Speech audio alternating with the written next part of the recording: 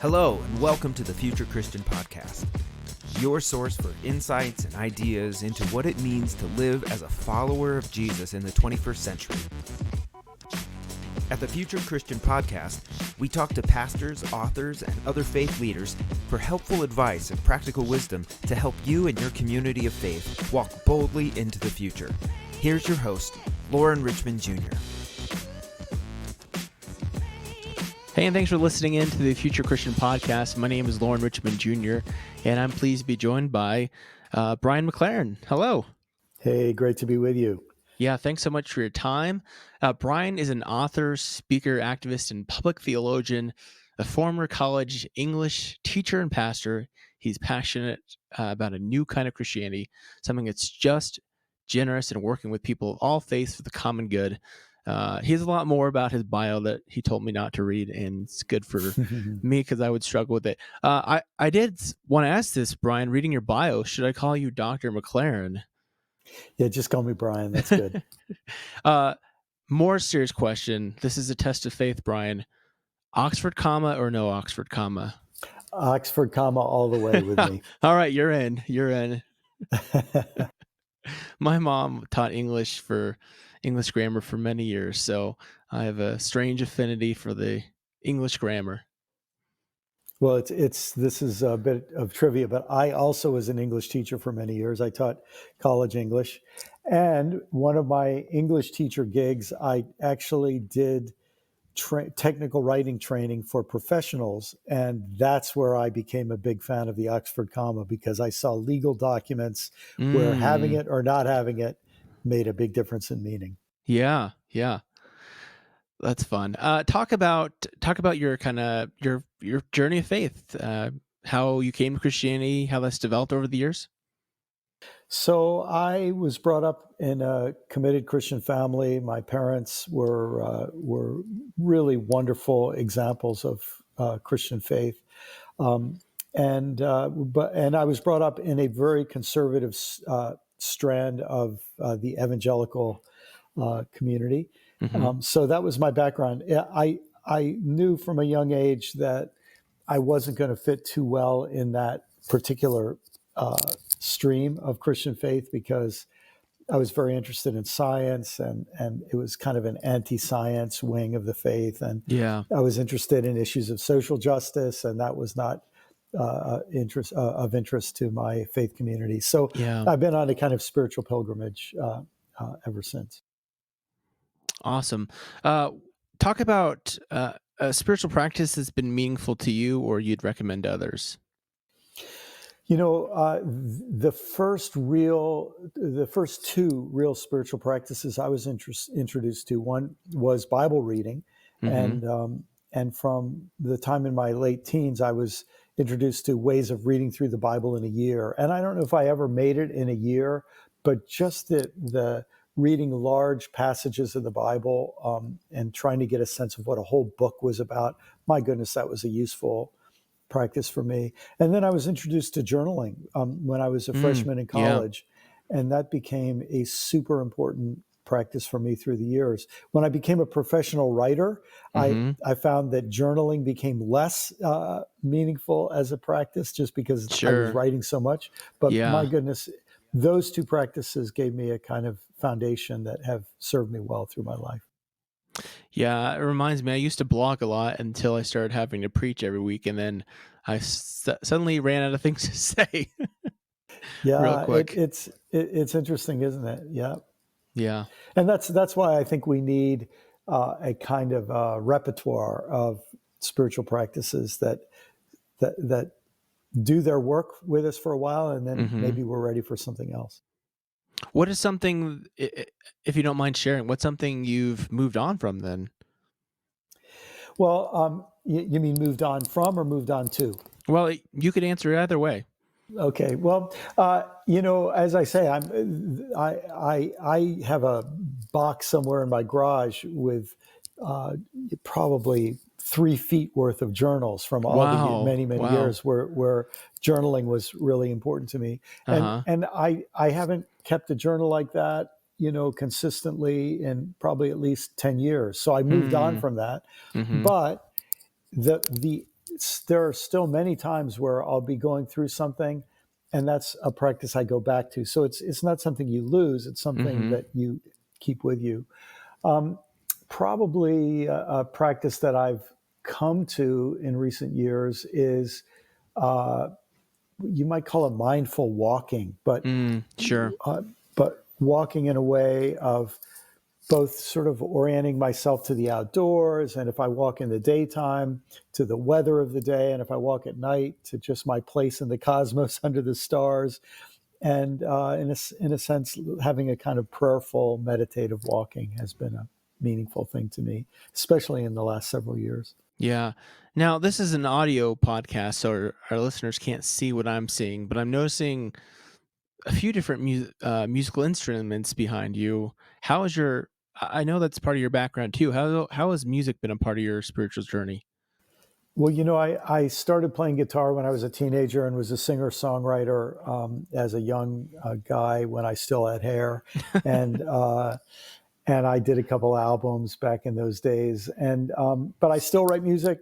Uh, just this week I had my guitar out and I was working on a new song. So songwriting has been one of the ways that I kind of encode lessons that I'm learning or try to put. When I was a preacher, as you know, as a preacher, you produce a pretty high volume of words. Yeah. Um, and a great thing about songwriting is that it requires you to use very, very few words to try to convey more Hmm. meaning. Interesting. Well, let's talk about your book, which I'm excited to talk about, and I really enjoyed getting a chance to read. So, when is that coming out? The title is Faith After Doubt. Faith After Doubt comes out January 5th, 2021. So, probably as our listeners are reading this will be available in stores, ready for purchase at your favorite bookseller, whatever. Right? That's right. Yeah, Talk about the why of the book, if you can. sure. Well, as I said, I grew up in a form of Christian faith that I knew wasn't going to work for me. I couldn't be honest. If I were honest, people would be upset. And so Mm-hmm. I felt I have to leave. Fortunately, I found other communities. Sometimes it was just an individual or a couple of people, but who created space for me to hold my questions and hold my doubts, to not have to cover them up or hide them or soft Yeah. pedal them. So I wouldn't be here if it weren't for that. And then I became a pastor. And as a pastor, we tried in our congregation to make space for people to be honest about where they were with their questions. And frankly, as a pastor, I continued to have questions. And so the experience of hearing people's doubts and questions and having my own has made this kind of a theme, really, of my whole spiritual life. Yeah, I really liked how you talked about faith, faith crisis, like a crisis of faith as an identity crisis. Yes. Um, it brought to mind something that I've noticed as a pastor. My dad's a pastor, and I see this in other pastors. How I think you wrote about this. How we, or maybe I'm reading it from somewhere else. I don't know. I think you wrote about though how we kind of attach our identity as what we do to kind of who we are, and when when the faith goes away, it's hard to know what to do with ourselves. Yeah. Yeah. I think the way I said it in the book is I remember saying, if I lose my faith, who am I? Yeah. And so questions of faith become deeply connected with identity, and identity is deeply connected with belonging. Even though I Mm, think of myself as an individual, part of the way I know myself is by the communities that know me and that I yeah. consider myself Yeah. part of. And because a lot of our communities kick us out if we dare to disagree or to doubt some Yeah. of their beliefs, it means that that doubt isn't just a personal question, it's also a social question. And that social question turns it back into a question of identity and belonging. You can't get much deeper in a human being than to challenge our sense of who we are, where we belong, where we fit in, where we're accepted. So that's why, especially for people who take their faith seriously, dealing with doubts is not just a minor issue. It's Yeah. fundamental to who we are. Brian, something I was going to ask you, and I forgot to write it on our questions. And maybe I'm jumping ahead, putting the cart for the horse, though. But something that I've really struggled with is as I reflect on my own kind of spiritual journey, leaving fundamentalism, Yeah. is when I think about the real identity crisis and all that I struggle with. Like, I almost think like it sounds horrible to say, but I'd rather just encourage someone not to begin the process of doubting. How do you feel about that? Well, what's the old saying? Ignorance is bliss. Yeah, right. But ignorance is a very dangerous kind of bliss. It is. And so, but I think I understand what you're saying. I remember someone contacted me recently, not recently, probably 6 or 8 years ago, and he said, "I'm a youth pastor." He said it was a Monday afternoon when he sent me this email. He says, I came to church this morning. There was a note that my pastor wanted to see me. When I sat at his desk, he said, "Are you reading books by Brian McLaren?" Oh, And wow. he said, "Yes." He said, "Do you agree with them?" He said, "Some of it." He said, "You need to find another job." And Wow. he said, "I don't know whether to say thank you or, or to say, Yeah. you've ruined my life, because, it complicates your life when Yeah. you ask questions." But here's the thing. It complicates your life when you have questions and you have to pretend you don't. and Whoa. Yeah. and so life is hard. And I have a grandson. I taught him a little saying years ago. I said, "Life is tough, but you're tougher." and Hmm. and I think there's great blessing and benefit that comes from dealing with the challenges of facing our doubts and our questions. Now you kind of talk about this. As I understand it, you call it this simplicity and complexity Yes. interchange. And I don't know if you've heard of this, the Shirky principle. Are you familiar with that concept? Clay Shirky, I think. I never heard of it until I saw it in the note that you sent me. Yeah, you just repeat it for me. Yeah. So basically, the gist is, interestingly enough, we had to read about this in seminary, but this guy Clay Shirky came up with the idea that institutions basically preserve the problem to which they're the solution to. And reading about your thing about complexity and certainty, or simplicity and complexity, it really brought to mind that point that Yes. so many churches exist to kind of preserve the problem they're trying to solve. And I'm curious if that resonates with this book and your thinking. So I'd never heard that term before, but the way I talked about the same thing, Right. Lauren, is a little less graciously. I talked about how I think religion is like a mafia or a protection racket. And the Yeah. mafia comes to town and they say, "Hey, a lot of businesses in this neighborhood have been getting burned down. If Hmm. you will pay us $100 a week, we will protect you from being burned down." And of course, the Yeah. implication is, if you don't pay us $100 a week, we're going to burn down your building. So there's a Yeah. fine line between protection and extortion sometimes. And I fear that what happens in religious settings is they say, if you aren't certain, you're going to go to Hmm. hell. You're going to burn forever in hell. And so you better come back every week so that we can convince you what you need to be certain of. And it's Yeah. that doesn't really sound like good news to me, but No. it's the operating principle. Other ways I've heard it talked about is as a forgiveness racket. We'll make you feel guilty, Mm. and then we'll sell Yeah. you some forgiveness. It's an Yeah. unhealthy dynamic, but I think there's sadly too much truth to it.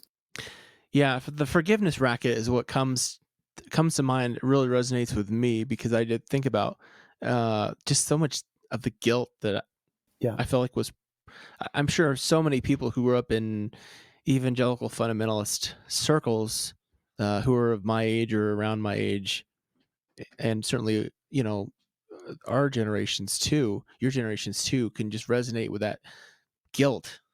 Yeah, yeah, and it sadly it often hits right when people reach puberty, because Hmm. the fact is, we're sexual creatures, and then we're made to feel guilty for being sexual. So Yeah. then somebody comes along and they make sure you feel guilty, and then they tell you how you can be forgiven, and Yeah. it creates a kind of vicious cycle, right? Yeah. Because because it leaves a kid who's 11 or 13 or 15 wishing they were 8 years old again before all of these problems arose. And Yeah. that creates a kind of infantilizing, Hmm. like it, it makes us against growing up. And sadly, there are a lot of parents who they like the time when they could tell their children what to do and give orders. Well, part of reaching puberty is having a desire for your own future and more responsibility and more freedom. And so again, you feel guilty for wanting freedom, yet wanting freedom is part of what maturity is all about. So all of those negotiations get wrapped into guilt and shame, and religion has can either help us grow through that, or it can complicate it for us. I mean, that's a lot of what you talk about in the book. Is is it the word you use, stages of faith or stages of life? I'm forgetting. That's right. Stages of faith. Exactly. Yeah. Because it seems like so much of religion, or at least a subset of religion, Christian religion, is meant to, I don't know, would you say keep you in those early stages, 1, maybe 2? Yeah. So the stages I talk about in the book are simplicity, complexity, perplexity, and harmony. And I think a lot of churches, you fit if you're in stage 1. As soon as you move into stage 2, you don't fit. I think there are other churches where you can fit in stage 2, but as soon as you move to stage 3, you don't fit. And this, I think, helps a lot of people understand their own kind of spiritual autobiography. They were made to think there's something wrong with you for growing up. Now, what I think we could all wish for, and this is what I imagine people like you are trying to do in your context and that I tried to do in mine, is we wish that we could have faith communities that, instead of trying to put a ceiling and not let us grow, actually were more like a launching pad, and they were helping us grow. They were all for our growth.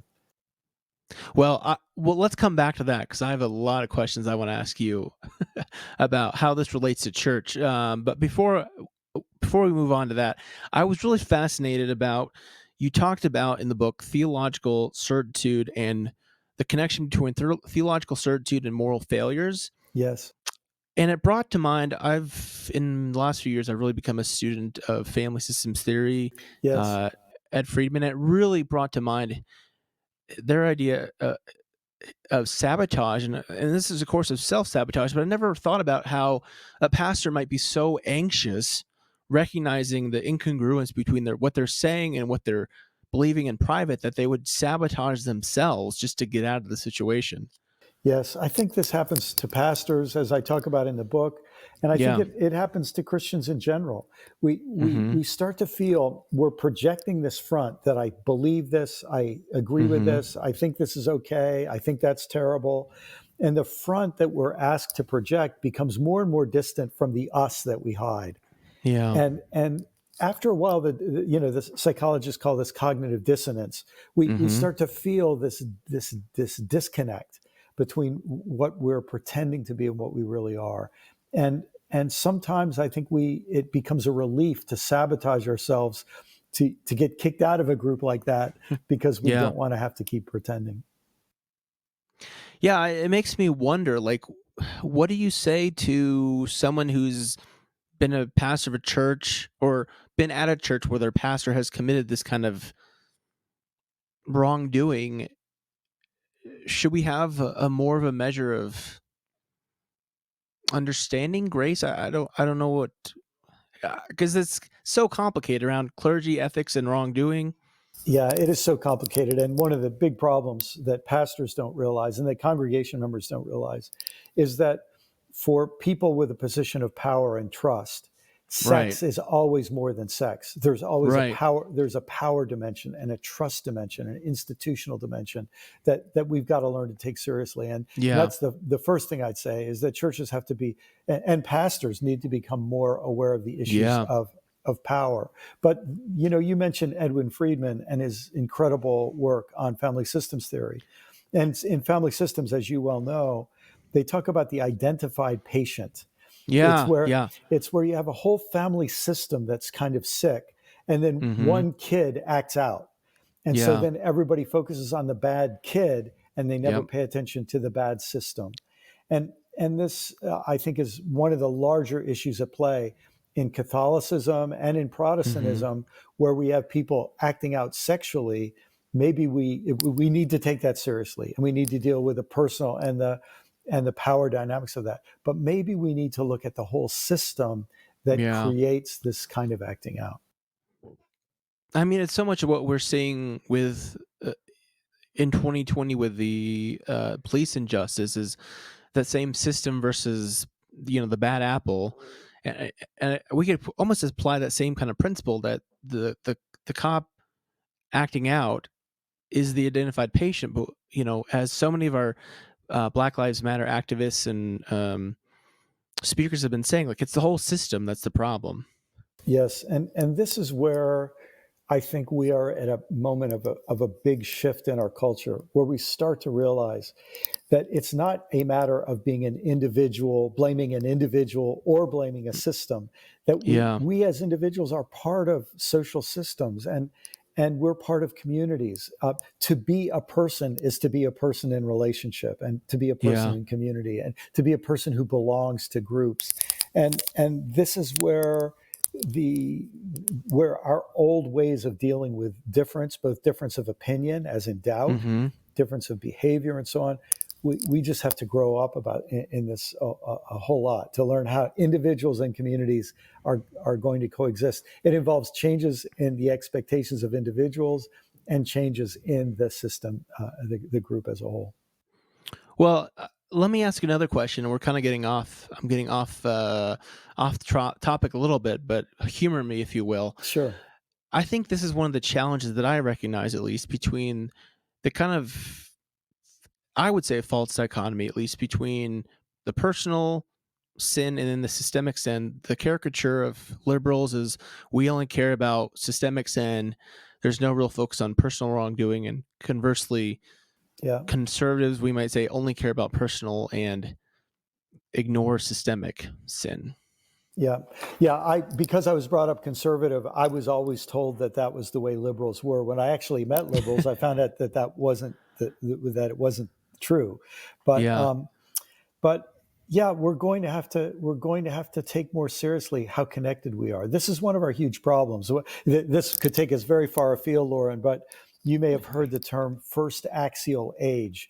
That Oh. sometime there's a group, Carl Jaspers was the main philosopher who talked about this, but that there was a period of basically the first millennium BC was Mm-hmm. this period when human beings become deeply self-conscious and start thinking about themselves and writing about themselves and talking about individuals and their relation to the cosmos and so on. And what Mm-hmm. that did is it unleashed this period of that's gone on a couple thousand years, where we've been obsessed with our individuality, and there's nothing Yeah. wrong with that. It's a little bit like a teenager coming of age, and all he thinks about is my rights and my Yeah. freedom and so on. But then comes a point where you have to say, okay, we've spent 2,000 years thinking about our individuality. Now, how do Mm-hmm. we think about our connectivity? Not only our connectivity to other people, but also to the physical environment. One of the things that Yeah. this pandemic is showing us is that we are deeply connected to each Yeah. other. We share germs, we share water droplets. Um, Yeah.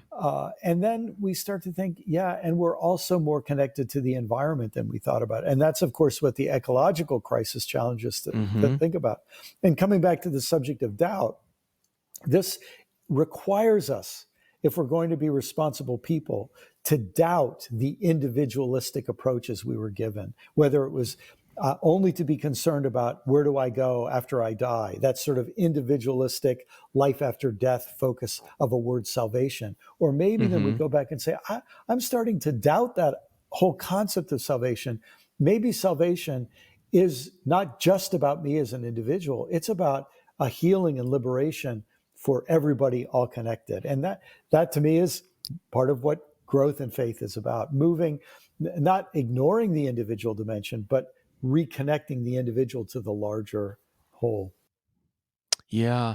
Boy, folks, I want you to just to recognize what a great speaker and communicator is. Brian was able to like go off in the deep end and then bring it back to his book. So let me make my own attempt here, Brian, to make a connection. You're speaking about community and connectiveness. And as I understood it, a lot of the second half of your book talked about faith communities.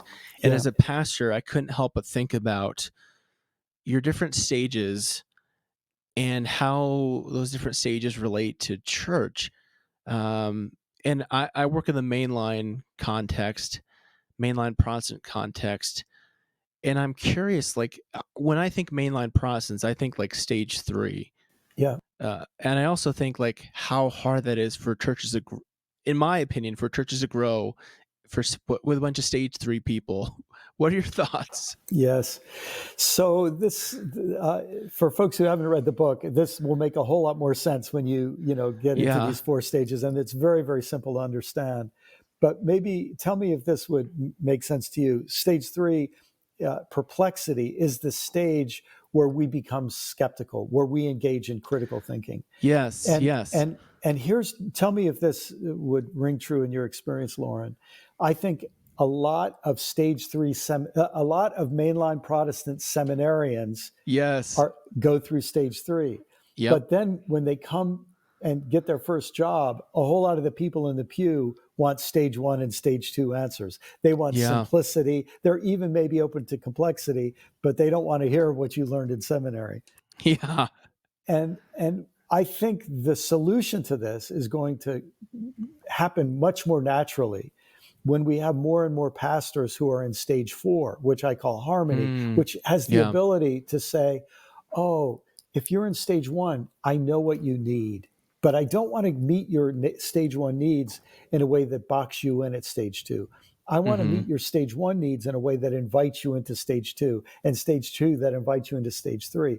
And in a way, it's something we all know. We see it in the best teachers and in the best parents. You can imagine a little child walking up to, let's say a 5-year-old kid walks up to his mother and says, "Where do babies come from?"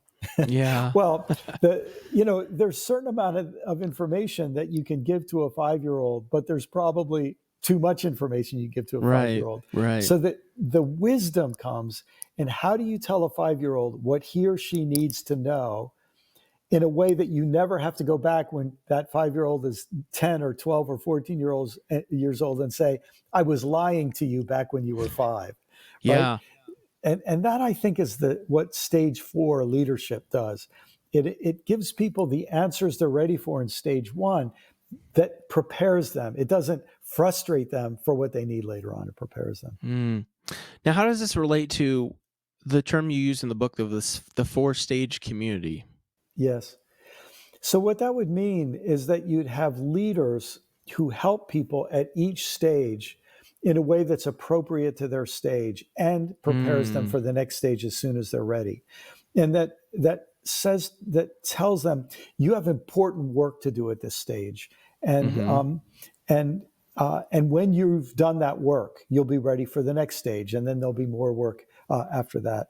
This sense that that you're in a lifelong process of spiritual growth. This isn't the process of just learning the right answer now and then you know it forever. And all you need to do for the rest of your life is fight with other people about whether they have the right answer. No, you're in a lifelong process of growth. What would you say then? Obviously, pastors, we need to be continually growing and learning, but what would you say to pastors, church leaders is the most important, or is it an action? Is it what would you say?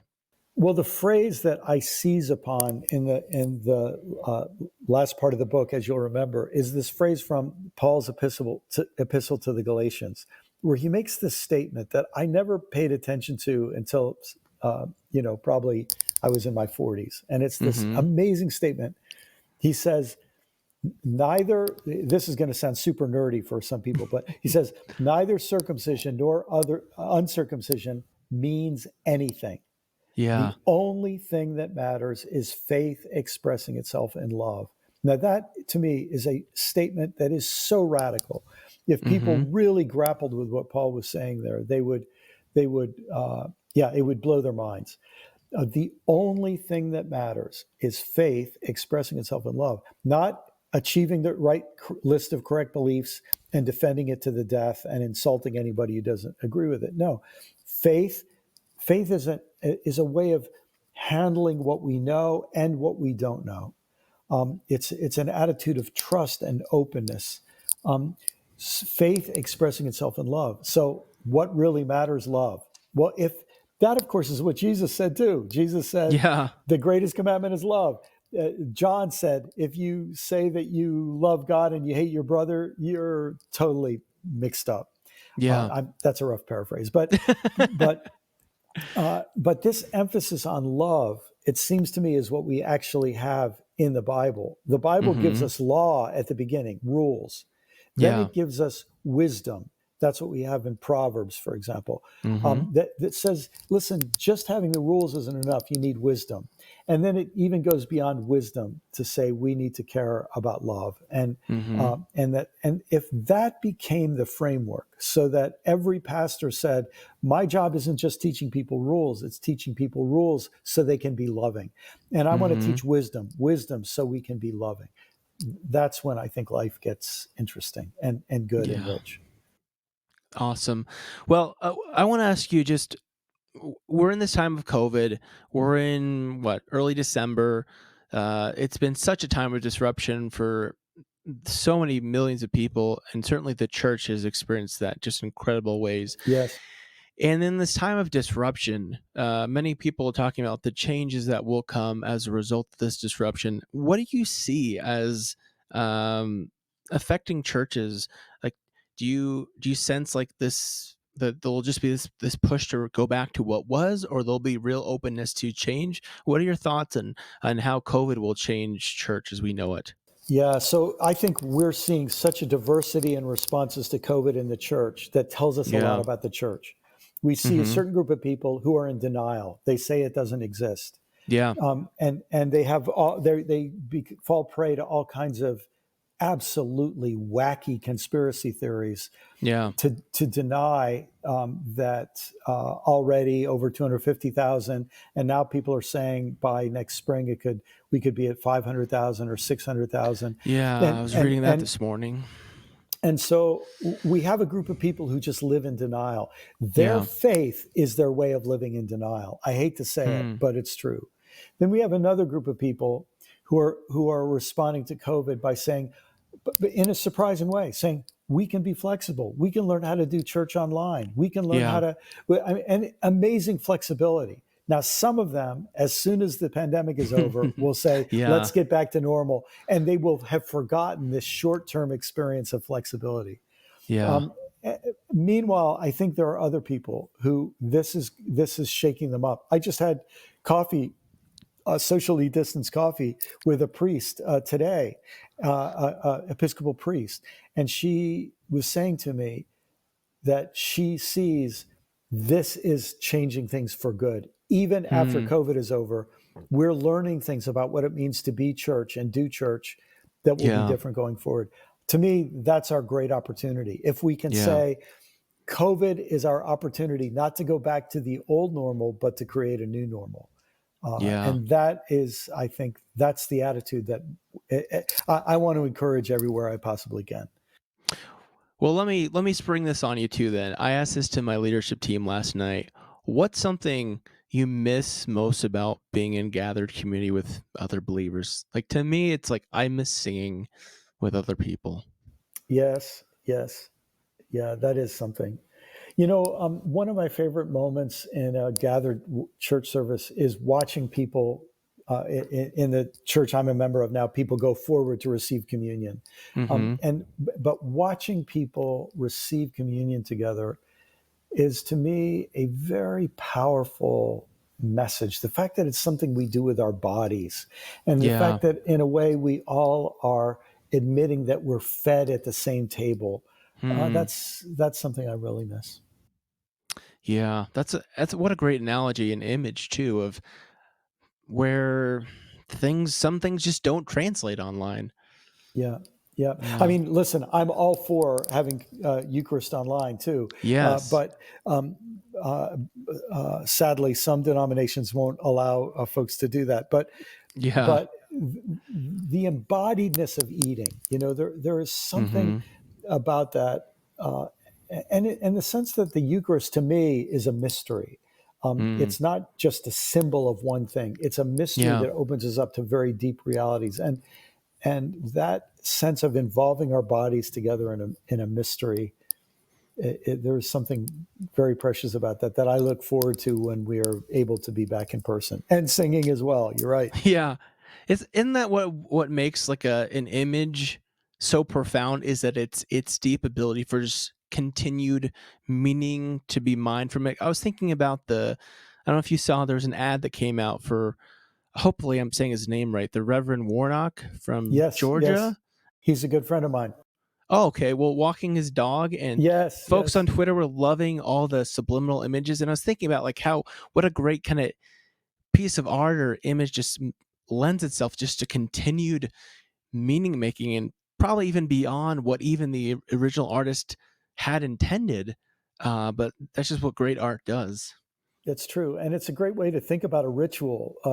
Yeah. Ritual is a Yeah. kind of performance art that we engage in together, Yeah. evoking meaning. And just like Right. art has Mm-hmm. bottomless levels of meaning, I think that's what, in the best sense, our most meaningful rituals have too. Yeah.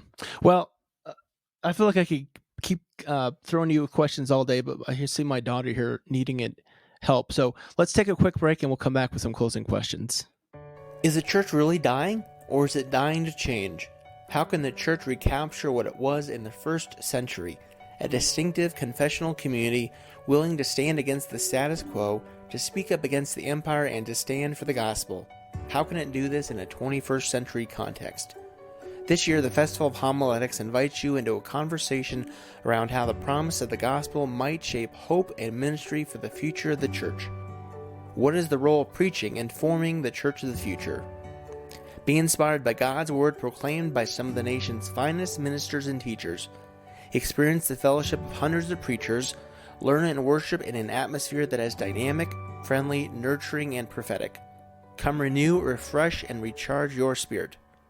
Join the Festival of Homiletics this spring for the 29th Annual Preaching Conference. It will be broadcast virtually the week of May 17th to the 21st, 2021, and is free to all who register. Enjoy over 30 sessions from some of the best practitioners in the business: Michael Curry, Kate Bowler, Diana Butler-Bass, Otis Moss II, Brian McLaren, Marilyn Robinson, Adam Russell Taylor, and so many more. Register for free today at festivalofhomiletics.com. All right, we're back with Brian McLaren. And Brian, I always tell folks you can take these closing questions as seriously or not as you'd like to. But if you're Pope for a day, anything you want to do, what does that day look like? That kind of thing. If I'm Pope for a day, I would send out a message to the world. First of all, I'm a huge fan of the Pope, and he has sent out some amazing messages. Laudato Si, I think, is one of the most important messages. And then Fratelli Tutti, the idea that we're all siblings. Oh my goodness, great things. But if I were Pope, I would say, as of today, I not only allow people to experiment, I'm calling on people to experiment in every dimension of Christian life, to experiment with liturgy, to experiment with times of gathering. We need to experiment. We need to be flexible, all with the goal of helping people learn to love God, neighbor, self, and the earth. I love that. I think your colleague, Diana Butler-Bass, put that out on Twitter, something like that. I don't know if you saw her tweet about a suggestion she made to some Episcopal group about needing a spiritual venture fund. Venture capital pastors. fund. Yes, yes. Yeah, I mean, we need that kind of spirit. And of course, COVID, in a sense, has given us the opportunity. Necessity is the mother of invention, right? That's right. What is who would be a theologian or historical Christian figure you would want to meet or bring back to life? Oh, these days it would be Howard Thurman. I think Howard Thurman is probably our greatest Christian leader, one of our greatest Christian leaders of the 20th century. And sadly, relatively few white people even know about him. But he was the Black theologian who inspired Dr. King in many ways. It's said that Dr. King carried around one of Howard Thurman's books, Jesus and the Disinherited. And I just think he's a deeply important and inspiring person, and a beautiful writer of prose as well. Yeah. What do you think history will remember from our current time and place? I think they'll be shocked that people could be as stupid as we've been in recent years. Hard to argue with you there. Something more positive. What do you hope for the future of Christianity? I hope, well, first of all, I expect that the worst features of Christianity will get worse. The worst expressions of Christianity will become worse. But I hope that that gives courage for people to explore the pearl of great price, or the treasure hidden in the field. In other words, to rediscover Jesus and Jesus' radical, powerful, liberating message of love. I love that. I love your usage of that parable there. Well, I think it's always true that our greatest treasures, we very quickly forget they're buried in the field. They're in our backyard the whole time, and we forgot about them. Well, this is, I really appreciated our conversation. I appreciate your time. Where can folks find out more about you and your book? My website is brianmclaren.net, and they'll find about my book and all the other resources that I have available there, brianmclaren.net, and then links to Twitter and Facebook and Instagram if people are interested in that sort of thing. Awesome. Well, thanks again, and may God's peace be with you. You too, Lauren. Keep up the great work. I'm so glad you're helping people think about the future of Christianity. Thanks for joining us on the Future Christian Podcast. To learn more about Lauren or the podcast, visit future-christian.com. But hey, before you go, do us a favor, subscribe to the podcast and leave a review. It really helps us get the word out to more people.